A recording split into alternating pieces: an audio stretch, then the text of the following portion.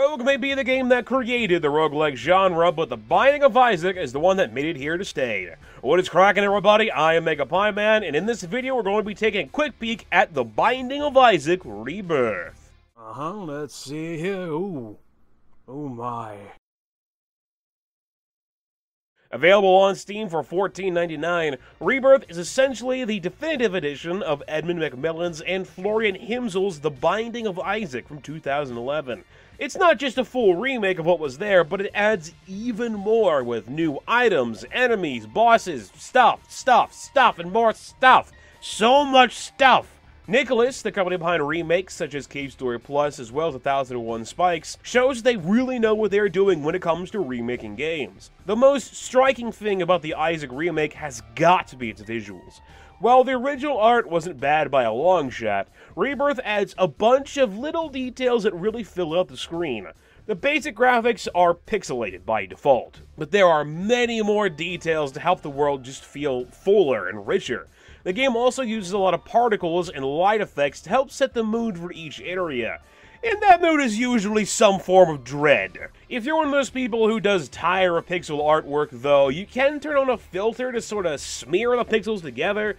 I'm not really a huge fan of this option because it still kind of looks pixelated anyway, so you might as well just leave it default as it is.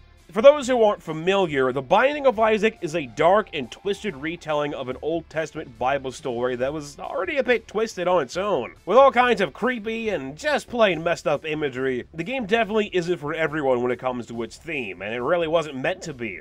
That being said, there's still some great gameplay to be had with the game's mechanics. The gameplay is pretty much exactly the same as it was in the original title. You explore the dark depths from an isometric perspective, shoot enemies while searching for items, upgrades, and secrets. Each level is randomized, and each room is randomized as to what will be in it. This means that every time you play the game, you're basically playing a brand new game, almost all of the time. The thing that always made Isaac stand out, and still makes it stand out compared to its other roguelike competition, is the stupidly high amount of content that's in this game when it comes to stuff that can be randomized. And the remake is absolutely no different when it comes to that. The basic controls of walking with WASD and shooting with the arrow keys make a comeback, but thankfully this game does have both rebindable keys as well as full controller support. I know that there are people out there who wouldn't really play the first game because they just couldn't get used to the controls, so this is nice to see. Although I really wouldn't recommend using a controller since you can still only fire in 4 directions instead of something like 8 or 16 like you can in a real twin-stick shooter, so it's kinda awkward to try to shoot when you're actually using a joystick. Mouse support, however, seems to have been removed entirely from the game, since you can no longer use it to aim where you're firing, and you can't even use the mouse cursor in the menus. This is a sad thing to see, since the PC version is the only version of this game that's out right now, and it's always easier to operate menus with a cursor than with buttons. I said earlier that Rebirth has added a bunch more stuff to the game, and it really has. The game was filled with all kinds of crap, some more literal than others. Just about everything in this game has something new to it, and there's even been some new mechanics thrown into the mix. You can now come across large scrolling rooms where you can't see everything that's in the room as soon as you enter, making you have to be a little bit more cautious than before. The scrolling in these rooms, though, does feel a little bit strange, and I can't really pinpoint what's wrong about it, but something about it really feels off to me. There's also the inclusion of new items that can give enemies things like status effects that will change how they react to you, such as fear, which will make enemies afraid of you. Also a bunch of new secrets to find, such as secret trapdoors, to make the game feel even more like the original Legend of Zelda than ever before. Isaac's also got all new cosmetic changes to fit these new items, but there's some strange decisions when it comes to some of the stuff that stayed. Isaac can still ski around while he's holding an item, and all of your cosmetic changes will disappear when you go down a trapdoor, only to reappear when you enter the next floor. I always thought these were glitches in the first game, and they were only there due to the limitations of Adobe Flash, the program that the first game was actually made in, but it seems that they have been purposefully added to Rebirth, and I'm really not sure why. The biggest change to Rebirth would have to be the inclusion of different difficulties, as well as a seed system. You can play the game in both normal and hard mode, with hard being the default difficulty of the original game. Each time you play a new game, all of the levels are randomized. This includes level layout, as well as which boss, what enemies, and which items you'll come across in that run of the game. But that's not everything. Starting the game will also create a seed that you can see by opening the map screen. If you write down all the letters in the seed, you can then plant it in the game from the main menu and replay any levels that you'd previously already gone through. Although you won't be able to get any unlocks or anything from a seeded run. Unlocking things is a big part of Rebirth, just as it was of the original game, as a large amount of the content is unavailable from the start of the game. Every character besides Isaac himself needs to be unlocked, and there's even items and bosses that need to be unlocked as you play through the base game. While using the seed system can be good for practice, you're really not going to get much out of it as a whole, from what I've seen so far. It does add some more interesting content for if or when you do get tired with the main game, but there's also things you can unlock such as challenge runs. These range from making you play as a specific character to making you only use a specific item or have to use a specific item as a specific character.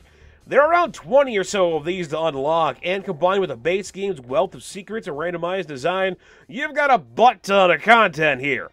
And that's the scale. The only real complaint I have with The Binding of Isaac Rebirth would have to be its music. Every single track from the original game has been replaced, and it's a darn shame. I've been a fan of Danny Baranowski's music since I first heard it in Super Meat Boy, and I really liked what he had done with Isaac's original score. It mixed a sense of foreboding with excitement, and making it always interesting to see what's in the next room, but making you feel afraid of just what might be there when you actually see it. It could be dark and creepy when it needed to be, as well as in your face during a boss fight.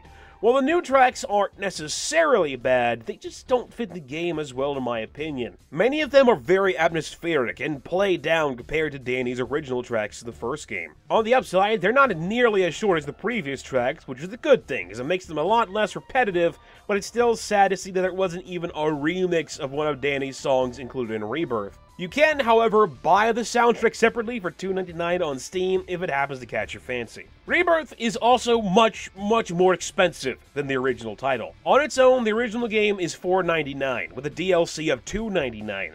Both the game and the DLC can be bought in a bundle on Steam for $6.60, while Rebirth starts at $14.99. That's over double the price. Is the game worth the extra money? I would say yes. The first game was highly undervalued considering the insane amount of replayability it had, and Rebirth adds even more content on top of what was already there. You're going to get a lot of time out of this game even if you've already squeezed everything out of the original title, so seeing the remake at a higher price really isn't all that surprising. It would, however, be nice to see a bundle that includes both the game and the soundtrack instead of having to pay $14.99 for the game and then $2.99 separately for the OST.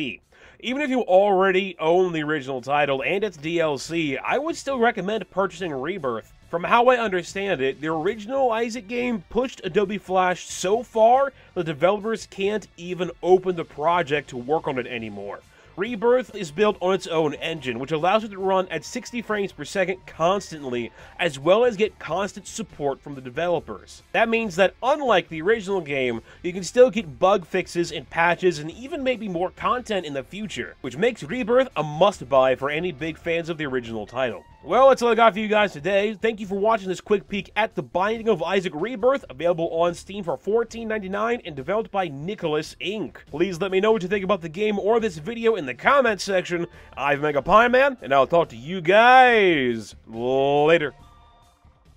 Blaze Rush is a fun arcade game filled with utter chaos. The game keeps things simple. There's an evil corporation called the Corporation who's trying to stop all races in the galaxy. This is a bad thing because you like to race.